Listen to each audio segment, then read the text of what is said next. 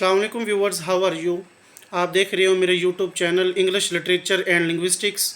आज की इस वीडियो में हम डिस्कस करेंगे रेनेसा एज, जो 1500 से 1600 तक कंटिन्यू रहा, जिसे बेसिकली रीबर्थ एज भी कहा जाता है। इसके हम इम्पोर्टेंट फीचर्स के बारे में डिस्कस करेंगे और इसमें इसकी जो कंट्रीब्यूशन है इंग्लिश लिटरेचर में उसके बारे में डिस्कस करेंगे और इस एज की बेसिकली इम्पोर्टेंस क्या होती है। तो देखते हैं हम वीडियो में और चलते हैं वीडियो में और देखते हैं कि बेसिकली जो हमारे पास एक रेनेसा एज है उसे रीबर्थ एज भी कहा जाता है, तो उसकी क्या इम्पोर्टेंस होती है इंग्लिश लिटरेचर में। आज की इस वीडियो में हम यही डिस्कस करते हैं। देखते हैं द रेनेसा पीरियड 1500 to 1600।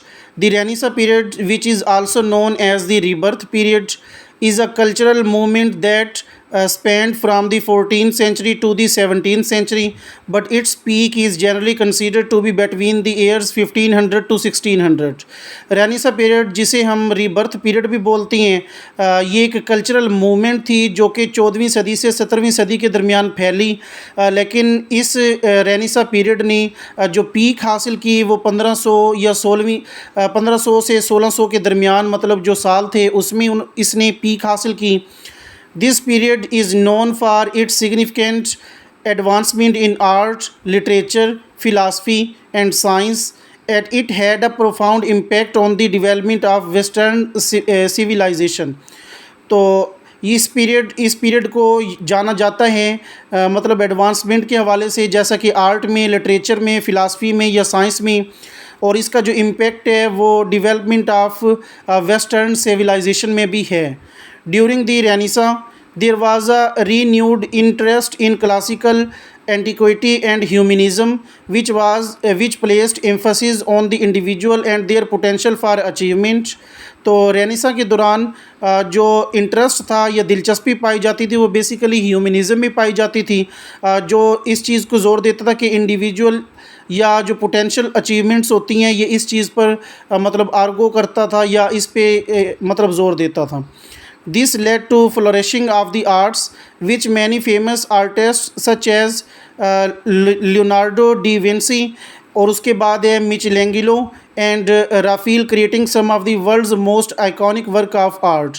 तो ये जो है आर्ट में जिस तरह से फैला, इसमें काफ़ी फेमस आर्टिस्ट हैं, उसमें लियोनार्डो डा विंसी का नाम आता है और उसी तरह माइकलेंगेलो या इसके अलावा राफेल जो हैं वो इसमें इम्पोर्टेंट किरदार अदा किया है उन्होंने, और उनका जो वर्क है वो उनको याद रखा जाता है रेनेसा पीरियड में। नेक्स्ट है हमारे पास the Renaissance was also marked by significant advancement in science with figures like Galileo and Copernicus revolutionizing the field of astronomy.